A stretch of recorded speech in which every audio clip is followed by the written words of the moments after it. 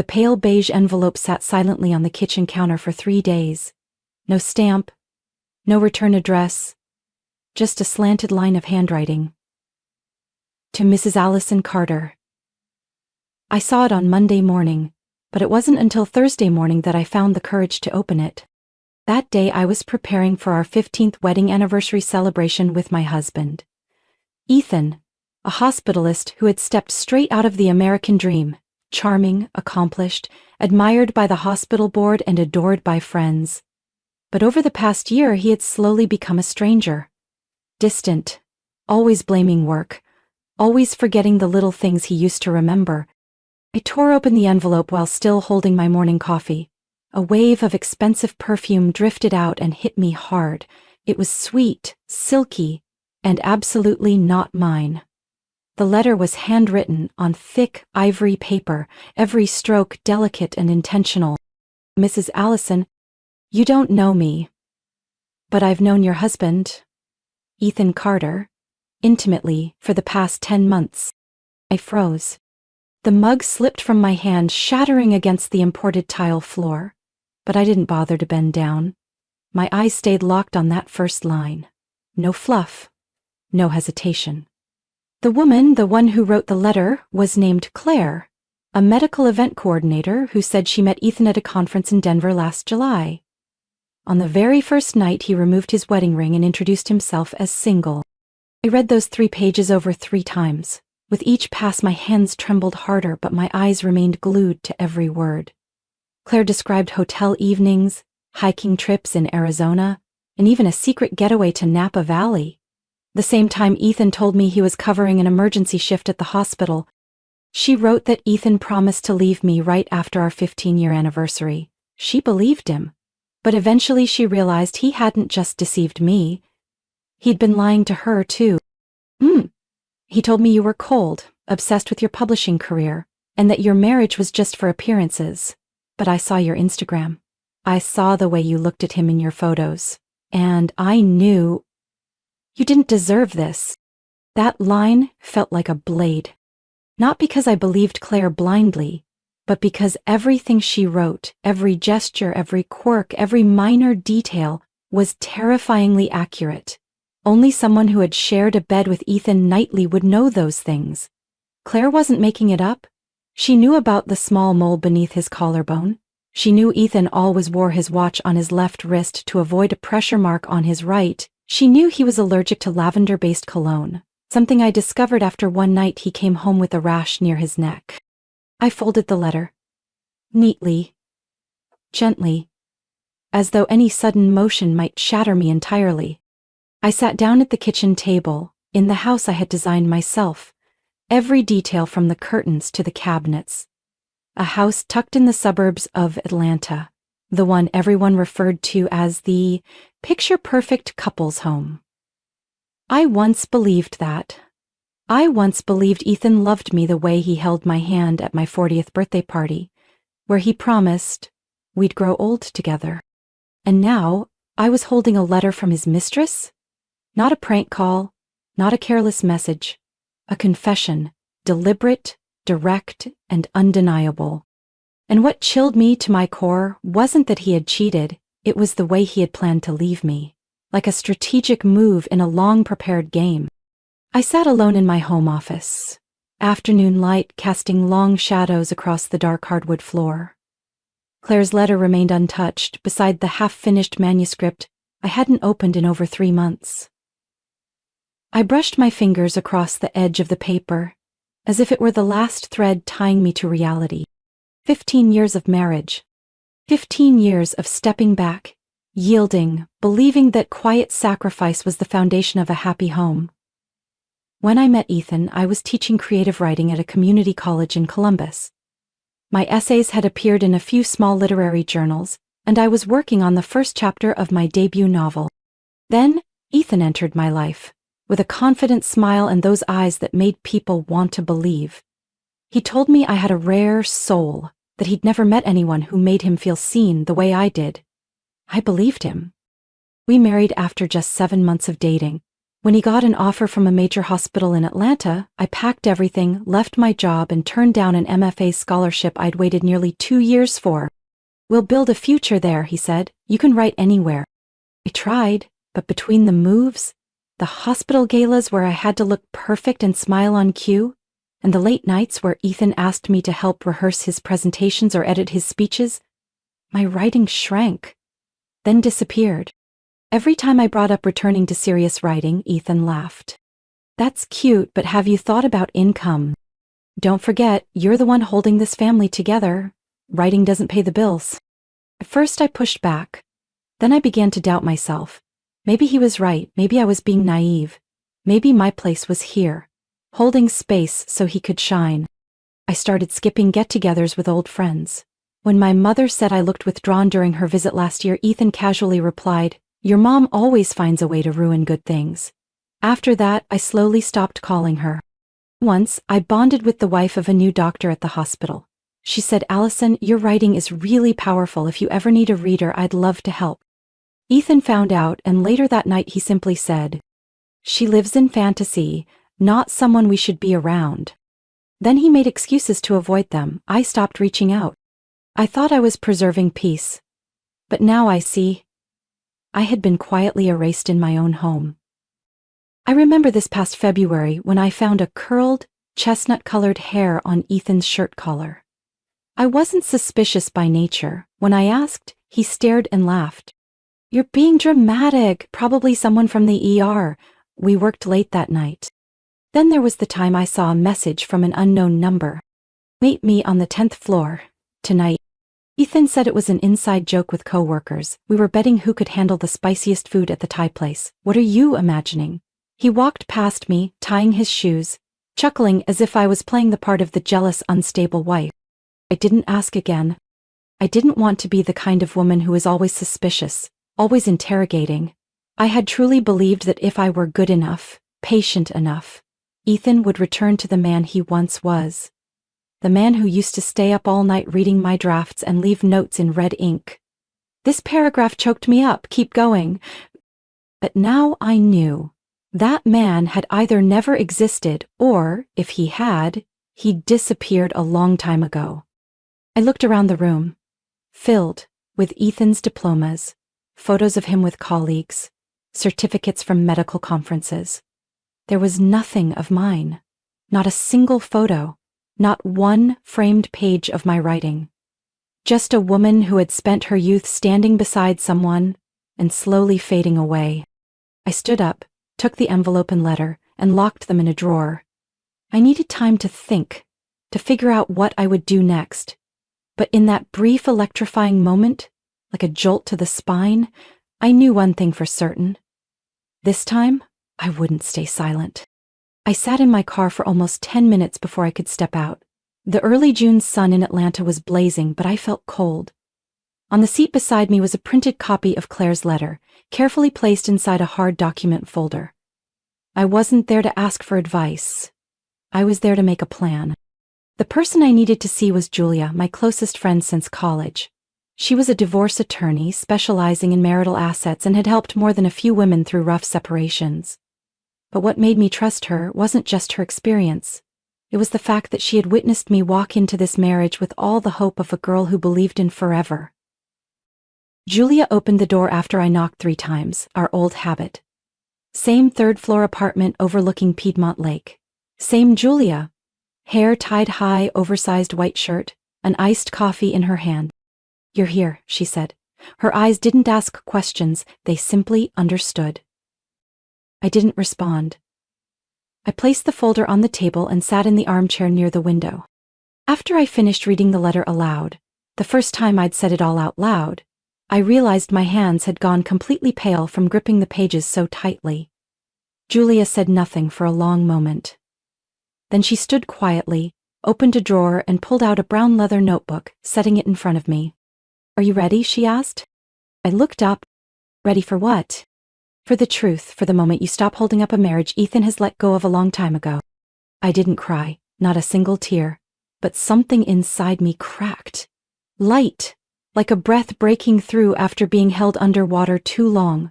Julia helped me sketch out every necessary step, backing up all financial documents, confirming joint and separate assets, verifying ownership of the house we were living in. And one more thing, she said, looking straight at me. Have you thought about the anniversary party?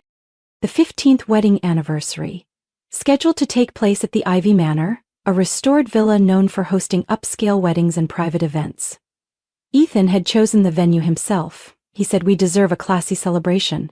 The guest list was around 120 people, friends, hospital colleagues, partners in the healthcare industry, and a few high-profile donors from the foundation I'd managed on his behalf for the past 2 years.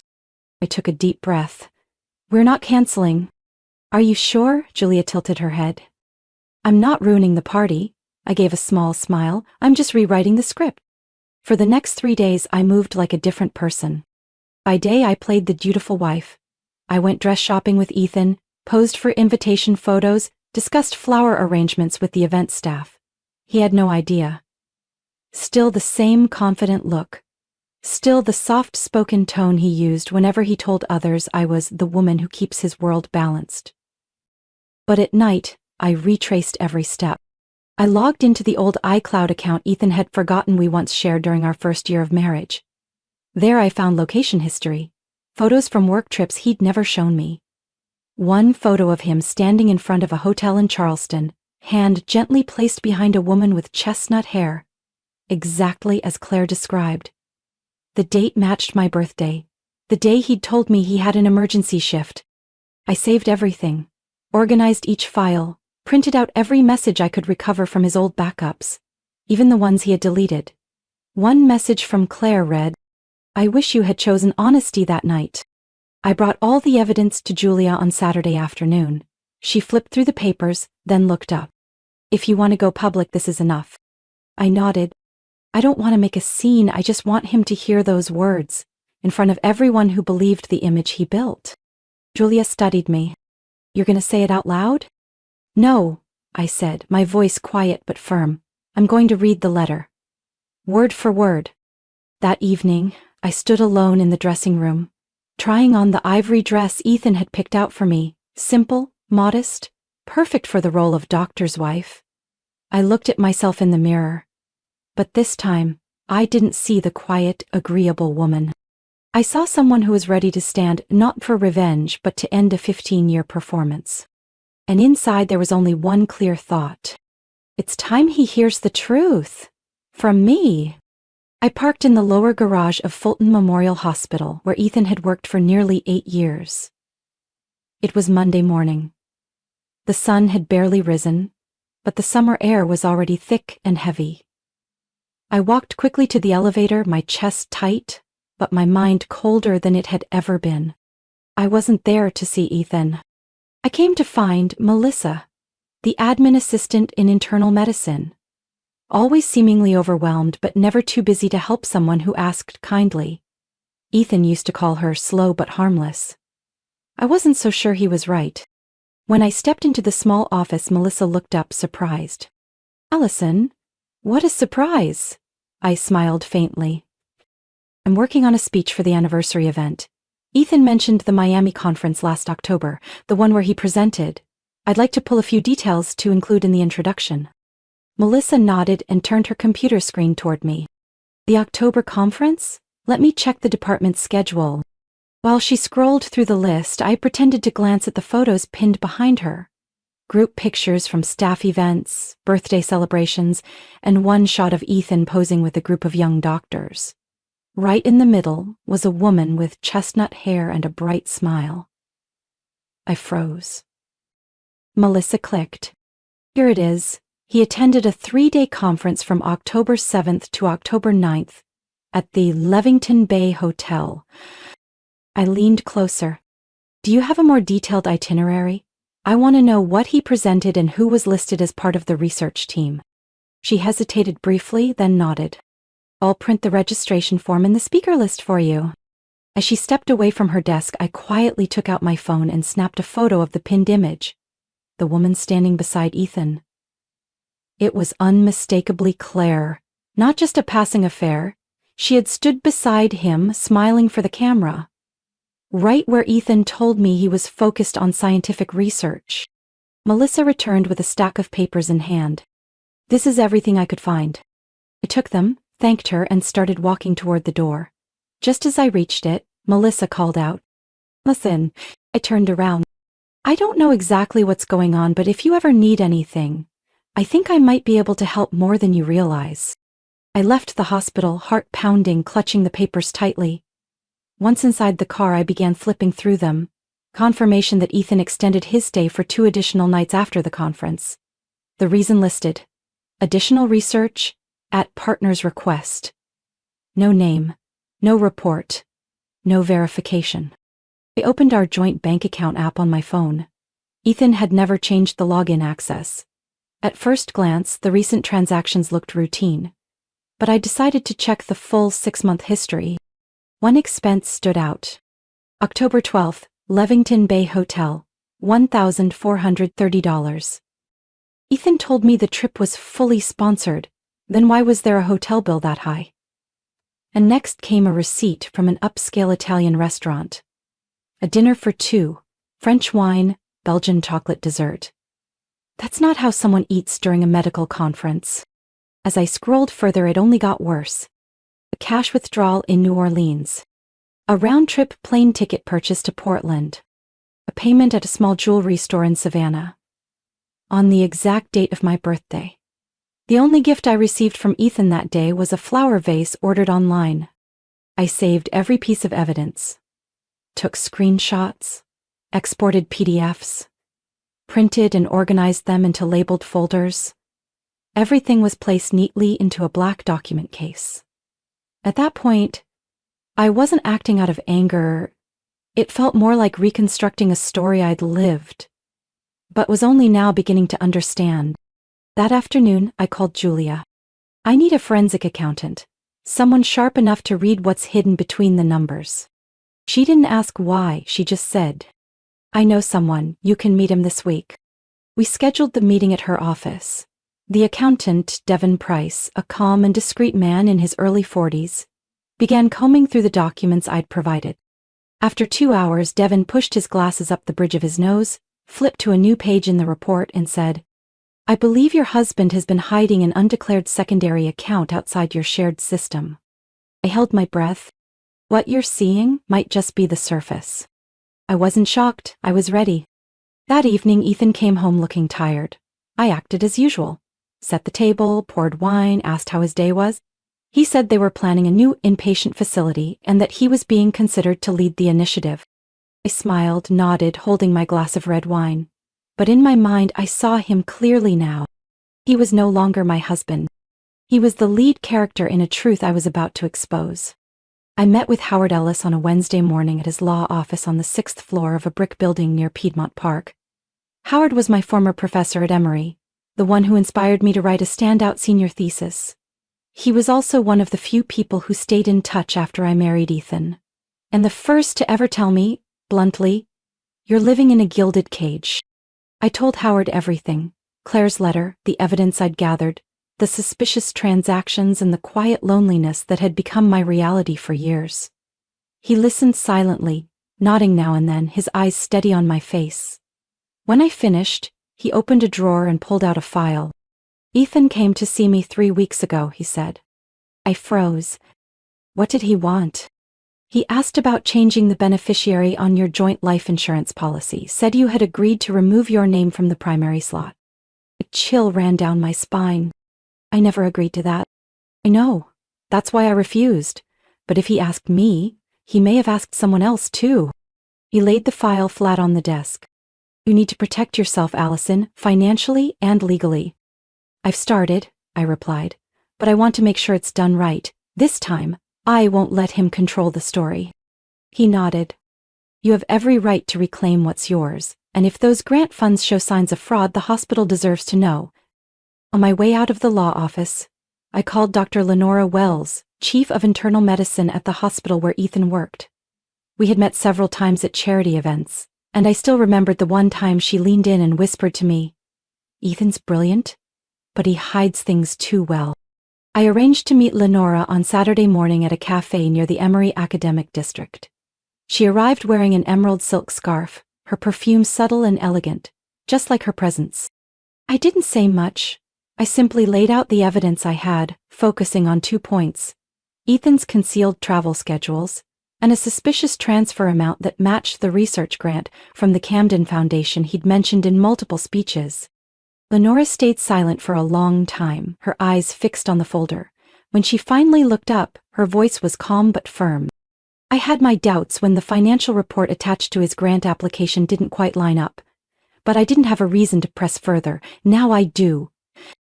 I don't want to create a scandal, but I also can't stay silent anymore. Allison, I'll speak with the Internal Oversight Board. And I'll be at your ceremony. If something needs to be said, it should be said in front of the people who matter. I left the cafe not feeling lighter, but clearer than I had in years. Ethan hadn't just betrayed our marriage. He had built an entire facade to preserve his career, his finances, and his image, while I chipped away pieces of myself in silence. That afternoon, I called my parents. They lived in Asheville, about a 4-hour drive from Atlanta. My father picked up, his voice rough. "Calling a bit early to confirm the event, aren't you?" I swallowed hard. "Not to confirm, Dad. I called because things aren't what you thought." I told them, not everything, but enough for them to understand Ethan wasn't the man they once admired. The other end of the line went quiet. Then my mother asked softly, "What do you need from us, sweetheart?" I gripped the phone. "I need you there. Not for the ceremony, for me. Because I need to see that just once, you're standing on my side." My father responded without hesitation this time. "We'll be there, and I won't let anyone treat my daughter like she's disposable." I couldn't hold back my tears after that call. That night I typed out a single-line email.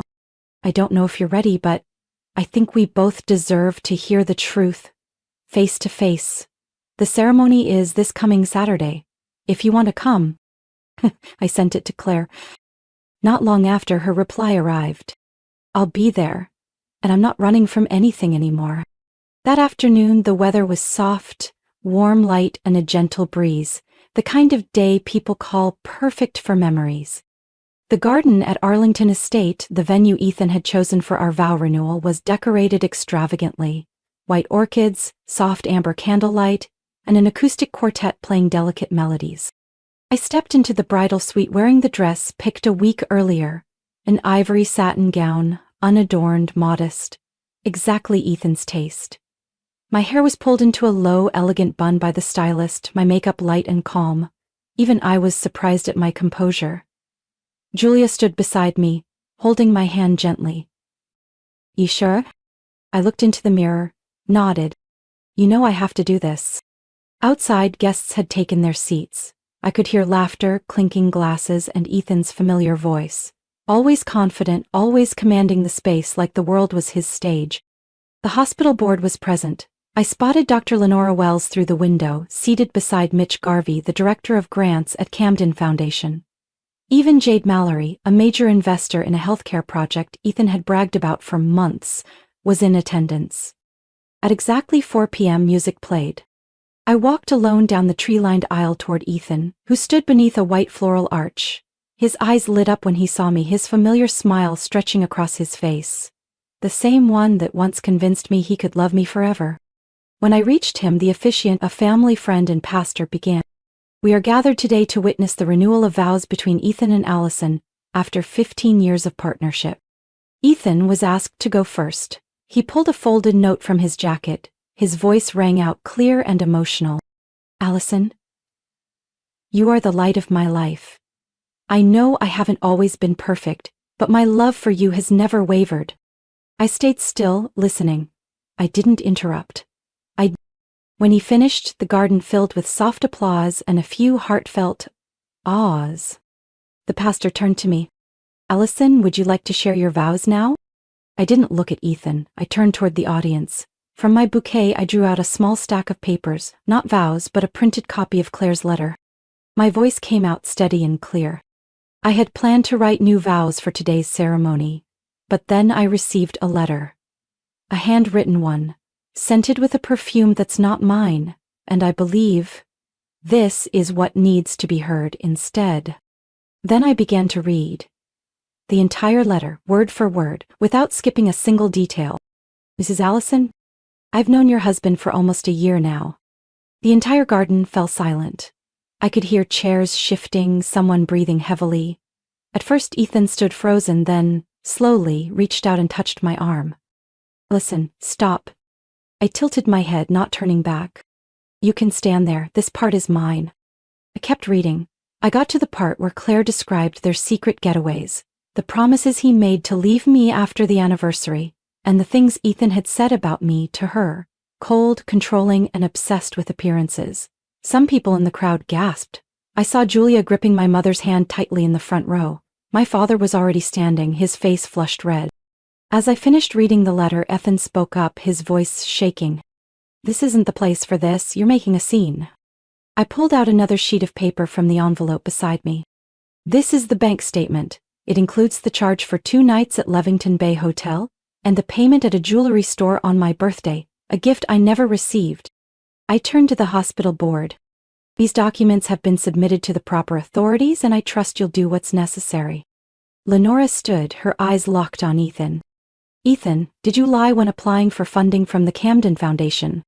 Ethan stammered. No, that was a misunderstanding. Then you won't mind an audit? Lenora replied firmly. I looked around. Faces that once admired Ethan now filled with disbelief and disappointment. At the far end of the aisle, I caught Claire's eyes. She stood still, didn't flinch, didn't look away. When our gazes met, she gave me a small nod. I turned back, removed my wedding ring, and placed it on the podium. 15 years, I played the role of the ideal wife in a one-sided performance, but as of today, I'm ending it. Then I stepped off the platform and walked away. I didn't look back. Behind me, no one spoke. No one stopped me. And Ethan? The man who once controlled every conversation now stood motionless, surrounded by whispers that couldn't be taken back. 2 days after the ceremony, Ethan received a letter from the board at Fulton Memorial Hospital, notifying him of his suspension, pending internal investigation. I wasn't there, but Julia told me that when the document was handed to him, he didn't say a word. Just sat in his leather chair, hands on his knees, eyes vacant like someone who no longer saw a way out. The investigation began almost immediately. Every expense, grant application, even the medical papers Ethan had presented at conferences were being reviewed from the ground up. The prestige he had spent decades building was being peeled apart, layer by layer, number by number. I didn't feel joy, but I didn't feel pity either. What Ethan was facing, he brought on himself the moment he chose to trample someone's trust for the sake of his own image. I officially filed for divorce on a Monday morning 1 week after the event. Howard Ellis represented me, and our first legal session was quiet and efficient. Ethan didn't contest. His attorney, a man named Brett Linford from a private firm, arrived on time and spoke little. It seemed they understood the situation and wanted to settle quickly before things spiraled further. I didn't ask for anything unreasonable, only what was legally mine, my share of the house, the joint savings, and fair compensation for the years I sacrificed my career. Devin Price, the financial expert I hired, discovered 2 secondary accounts Ethan had opened, under the name of research funds but had used for personal expenses. Most of the withdrawn money couldn't be traced properly. Howard sent all the records to the hospital, and I knew then, the investigation was no longer in my hands. I moved out of the house in Brookhaven on a rainy afternoon. I didn't take much. Just a few clothes, some old manuscript drafts, the vintage typewriter I used in college, and a photo of me with my mother when I was 16, taken the day I received my first scholarship for writing. My new apartment was on the 7th floor of a building near Grant Park. Not luxurious, not overly spacious, but full of light and peace. The windows faced east. Every morning, sunlight poured in. I started writing again, short pieces about fragmented memories. I wasn't trying to turn them into a book. I just let the pen speak what I had silenced for too long. One evening, while drafting a work email, I received a message from Claire. I know no apology will be enough, but I hope you understand, I chose the truth not because I hated him, but because I didn't want to become a second version of silence. I sat in front of the screen for a long time before replying. I don't hate you. I know he lied to both of us. And thank you for writing that letter, it changed my life. I didn't delete the message. I didn't save it as a keepsake either. I let it sit in my inbox, like a marker, a scar that had been stitched, not to be forgotten, but to remind me I'd survived it. News of Ethan gradually spread beyond the medical circles. A reputable health journal published an article mentioning a once celebrated internist now facing questions of financial misconduct. They didn't name him, but everyone who had been at the ceremony knew. I didn't appear in the media, didn't give interviews. I didn't need the public to know I was right. I only needed to know who I was. 6 months after I left the house, and the marriage I once thought unshakable, my memoir Beside the Vows was published. What I had written during quiet nights, beside lukewarm tea and distant traffic noise, was now on the shelves of thousands of women I'd never met. I didn't expect it to be a phenomenon. I only hoped one reader would feel less alone. But within 3 weeks the book was featured as an editor's pick in a women's literary magazine. Then came emails, messages, hidden stories sent to me, as if they had all been waiting for someone to speak first. One evening I received a package from Chicago. No sender's name, just a return address written in a handwriting I could never forget. Inside was a fountain pen, engraved with the words, "Keep writing, even when your voice trembles." And a folded note, "Dear Allison, and I never had the courage to speak to you face to face, but I've read every page you wrote. I know I was once part of the storm, and I know you don't need my forgiveness. But if you can, I hope this pen helps you write your next chapter a little more gently. Claire." I left the pen resting on the first page of my new manuscript. I didn't rush to write. I didn't force it to become something profound. It was simply a reminder that the truth which once broke me was also where I found my footing. The small apartment near Grant Park was now the home I chose for myself. On sunlit mornings, I sat at the kitchen table with hot coffee and a draft in progress. No one hurrying me. No one sighing behind my back. No more awkward dinners or silences too thick to name. My parents often visited on weekends. Mom brought cinnamon pastries I used to love as a child. Dad always asked about the apartment, but before leaving he would lean in and whisper, "Don't forget, you'll always have a place to come home to." Sometimes Julia smiled and said I should host a small gathering to help women rewrite their own stories. I didn't say no. But I hadn't said yes either. I needed a bit more time. Not to escape the past, but to fully inhabit the present. One afternoon, as golden light painted the cobblestone streets below, I stood on the balcony, watching the city shift into evening. Headlights streamed steadily like patient trails of light. Down there, people rushed. But up on the 7th floor, I was still, unrushed, and fully aware of where I stood. I was no longer the shadow beside a successful man. No longer a name on the guest list, invited to polish someone else's image. I wasn't reborn from ashes. I didn't need anyone to grant me ownership of my life. Simply stopped surrendering it. Allison's story isn't just about walking away from a dishonest marriage. It's a powerful reminder that women have the right to reclaim their voice even after years of silence. In a world where their sacrifices are often expected without acknowledgement, Allison proves that freedom isn't something you're handed. It begins the moment you dare to step out and carve your own path. It's not revenge. It's resurrection, through truth and the courage to live as who you truly are. What do you think about Allison's journey? Have you ever witnessed or gone through something similar? Leave your thoughts in the comments below. And don't forget to follow the channel for more powerful, inspiring stories about family, love, and the choices that shape our lives.